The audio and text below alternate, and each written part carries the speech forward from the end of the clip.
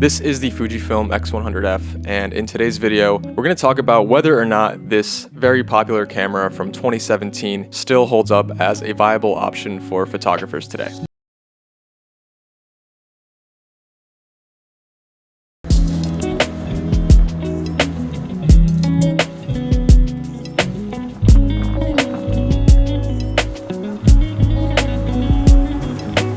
Back in December, my friend Faisal asked if I wanted to borrow his Fujifilm X100F that had been just collecting dust.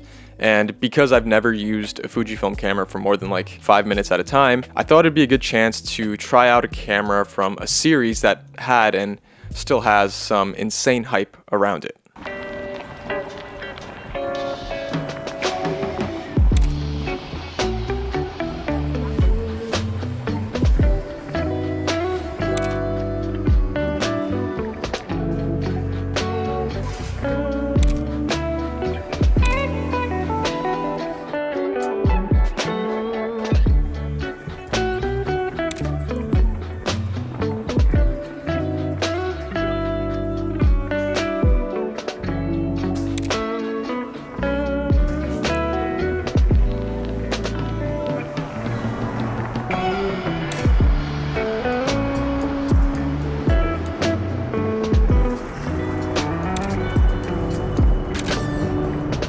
So since the release of the F in 2017, two newer X100 series cameras have come out, including the X100V or the 5, and then the 6. And as much as I'd like to test and use those cameras, I thought it'd be interesting to talk about a camera that doesn't have all those bells and whistles.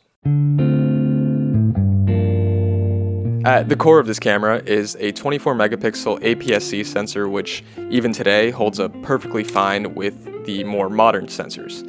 And crop sensor cameras are still very alive and well, so I wouldn't find that as an issue whatsoever, and I just don't think that image quality should be the thing that stops you from buying an older camera, especially not this one. Just because sensors improve doesn't mean that older sensors just get worse. Like, comparatively speaking, yes, the newer sensors are better. However, just because a new sensor comes out doesn't mean that the older ones just magically get worse on their own. At the end of the day, I'm not a pixel peeper whatsoever, and I actually think it's kind of interesting using a sensor that's not as clinically sharp like my Sony, because I think it aids in the style of my photos. The 35mm full frame equivalent f2 lens is honestly a perfect combo for me because 35mm is my favorite focal length, and I find that an aperture of f2 is suitable for 95% of situations. This camera also has a built-in flash that I've actually gotten more use out of than I thought I would.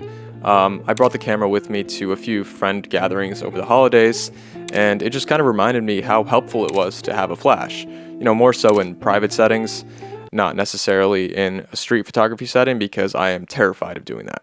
The design and experience of actually using this camera and holding it is probably one of my favorites. The body is pretty small. It's not Ricoh small, but it's still small enough not to be a burden around your neck. The whole X100 series was made with that analog feel in mind, which I've really come to love since I started shooting film.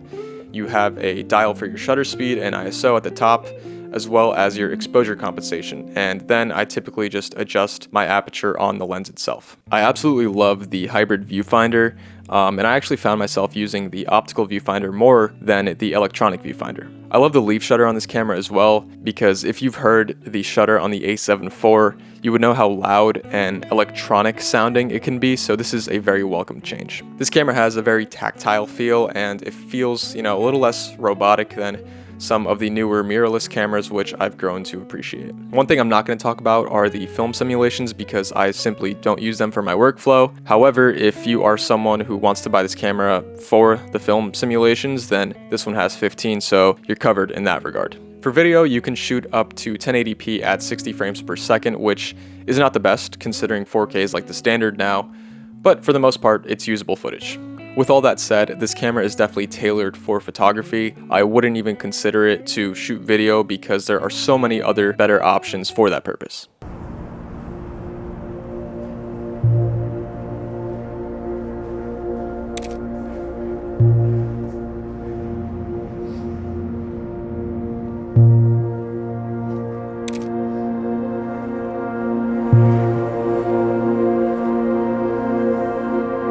This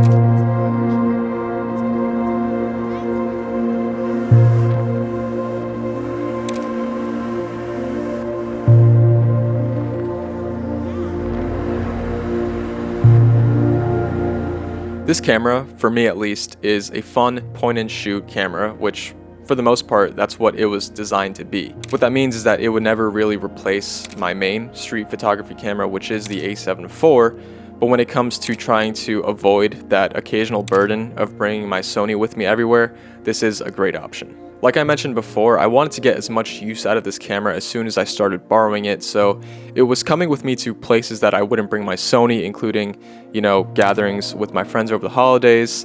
I was bringing this with me on like dog walks because it was such an easy camera to bring, and I was even just like having it with me when I was hanging out with my girlfriend because I enjoy the experience of using it so much. There were days where this was the only camera I was bringing with me into the city to do street photography, and honestly, I really enjoyed my time with it. One of the things that I do love about this camera, and honestly just point and shoots in general, is the fact that they're so simple, and that takes guessing out of the equation. So I don't have to worry about, what lenses I'm bringing with me, or if I also need to bring my Sony with me to potentially film a video clip. Like, I know exactly what I'm getting out of this camera, and for that reason, I'm also very aware of the areas where this camera falls short.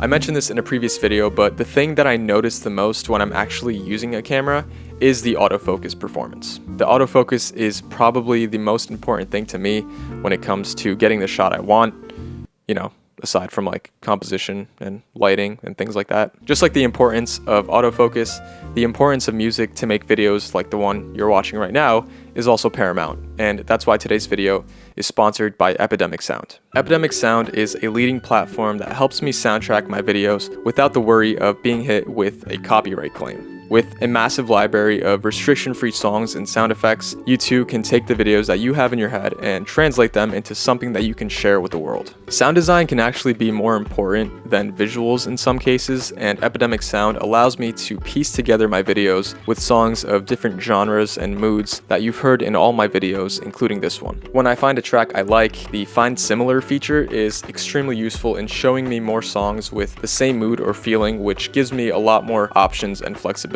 Epidemic Sound also has plugins for softwares including Adobe Premiere Pro, which I use, as well as After Effects, Audition, and DaVinci Resolve. The plugins streamline the process while editing, so you don't have to open your internet browser and download songs, then import them into your software. It's all in one place. All rights to the sounds and music are included, and you can publish your content worldwide without the worry of copyright strikes. Epidemic Sound is continuously enhancing their catalog with world-class artists, composers, and producers, so there's never a shortage of options. Hi, Mate from the future here. I just wanted to add that Epidemic Sound is actually offering a 50% discount on 2 months of a monthly plan after your free trial ends. All you have to do is click the link in my description and use the code MATE50 when signing up to get the discount. If you're looking for sounds to bring your videos to life, then click the link in the description to get started. Alright, so back to the autofocus. Unfortunately, it's not that great. I've been spoiled by Sony autofocus for years now, and this camera definitely does have trouble keeping up with my pace of shooting sometimes. The one silver lining, I guess, is the fact that I do shoot more at apertures around f6.3 and f8, so it is slightly less noticeable when something is a touch out of focus, but it still does happen, and it happens more at shallower depths of field and also at night. At the end of the day, this is an older camera, and autofocus is one of those things that gets better with like every year and every new camera that gets released.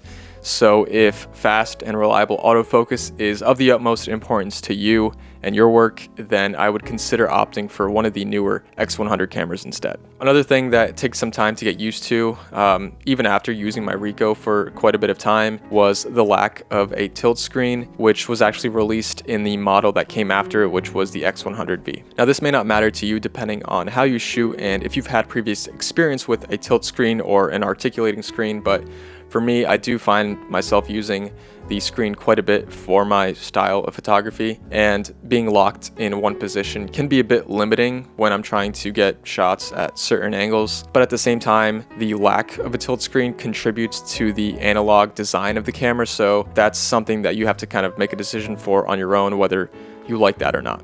Also, it's worth noting that the battery life is average. It's not terrible, but it's not great either. I have 2 batteries for this camera, and on days where I'm out shooting for longer periods of time, I would feel a lot more comfortable having an extra battery or 2. In my opinion, this camera is still a solid option for photographers in 2025. I think if you're someone who is looking for a solid everyday camera for still life and street photography and just the purposes of documenting your life, you can't really go wrong with this one.